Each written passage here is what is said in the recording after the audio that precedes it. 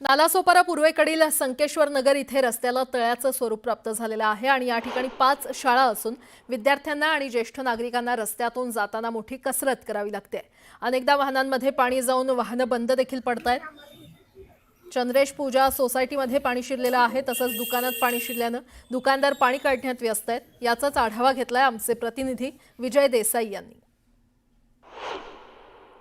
वसई विरारला सकाळपासून पावसाने झोडपून काढलेला आहे। मी आता आलोय नालासोपारा पूर्वेकडील संकेश्वर नगर मध्ये। आपण ही परिस्थिती आपण पाहू शकता। ही जी चंद्रेश पूजा सोसायटी आहे, या सोसायटीमध्ये पाणी शिरलेलं आहे। आता सकाळपासून थोडी पावसाने उसंत घेतलेली आहे, त्यामुळे पाणी थोडंसं आता कमी होत चाललेलं आहे। परंतु इकडची परिस्थिती आहे ती संपूर्ण हा जो परिसर आहे जलमय होतं। हा कोणता तलाव नाहीये, हा कोणता ओहळ सुद्धा नाहीये, तर हा आहे संकेश्वर नगरचा रस्ता आणि तो रस्ता पाण्याखाली गेलेला आहे, जलमय झालेला आहे।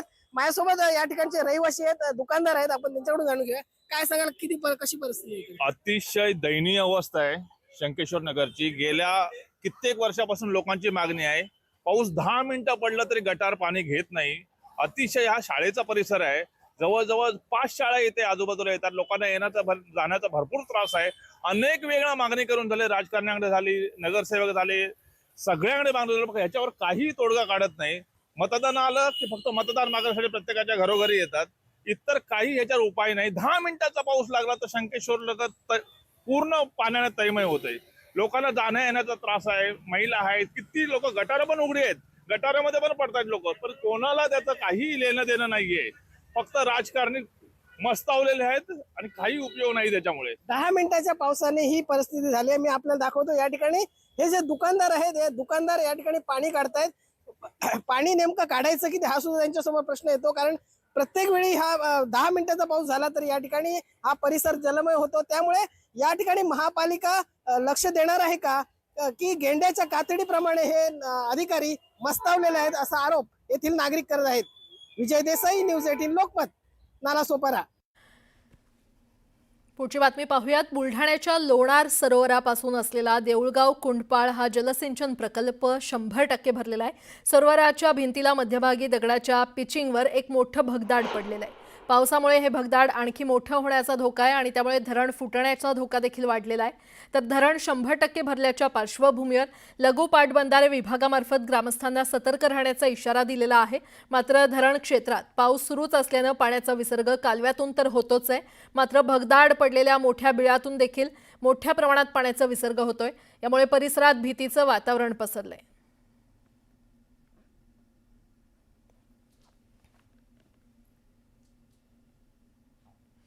पुढची बातमी पाहूयात। अकोला जिल्ह्यातील बोर्डी शिवापूर परिसरात काल पावसाने चांगला धुमाकूळ घातला। जोरदार आलेल्या या पावसामुळे बोर्डी गावातील घोघा नाल्याला पूर आला। या नाल्याला लागूनच ग्रामपंचायतीने बांधलेलं सार्वजनिक शौचालय या नाल्यामध्ये वाहून गेलंय। याचे लाईव्ह दृश्य गावकऱ्यांनी आपल्या मोबाईलमध्ये कैद केलं असून या नाल्यावर संरक्षण भिंत बांधण्याची मागणी गावकऱ्यांनी केली होती, मात्र अर्धवट काम सोडून दिल्यानं ही पूर परिस्थिती निर्माण झालेली आहे। वाशिमची ही दृश्य आपण पाहतोय। तर वाशिममध्ये आता रिसोडमध्ये वाशिमच्या मुसळधार पाऊस सुरू आहे आणि त्यामुळे शेतकरी आर्थिक संकटात सापडलाय। शेकडो हेक्टर शेतीचं मोठ्या प्रमाणात नुकसान झालेलं आहे।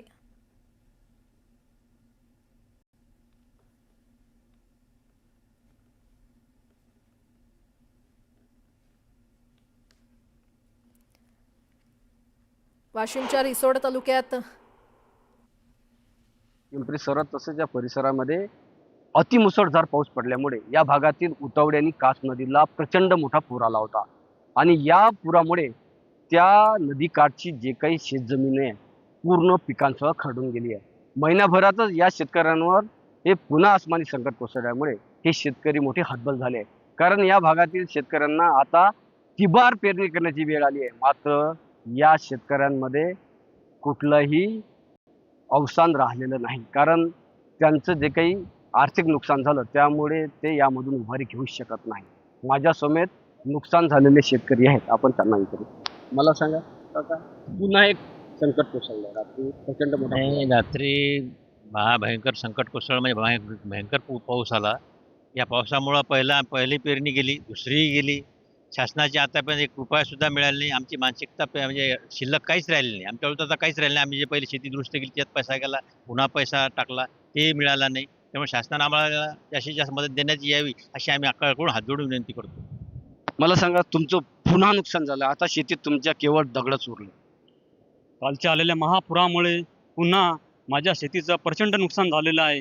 आता माझी मानसिकता राहिलेली नाही. दुबार पेरणीच माझ्यावर संकट ओढवलेलं, ते पण सुद्धा डबल झालेलं, आणि नंतर तिसऱ्यांदा पेरणीची माझी क्षमता नाही. तरी शासनाने सर्वतोपरी मदत करून मला सहकार्य करावं ही आमची आग्रहाची विनंती.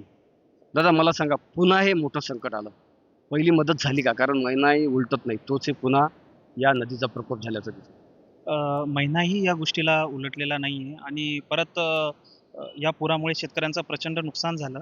त्याच्यामध्ये प्राथमिक सर्वे झाला, त्याच्यानंतर पंचनामे झाले, इतरही सर्वे या ठिकाणी झाले, पण अद्याप प्रशासनाने याबद्दल गांभीर्याने घेतले नाही आणि कुठलीही मदत शेतकऱ्याला झालेली नाही. कारण आता जर शेतकऱ्याला जर पेरणी करायची झाली तर ही तिसऱ्यांदा ही पेरणी असू शकते.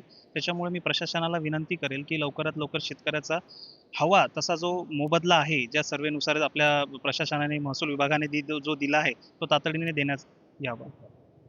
खरंच या भागातील शेतीचं प्रचंड नुकसान झालं आहे.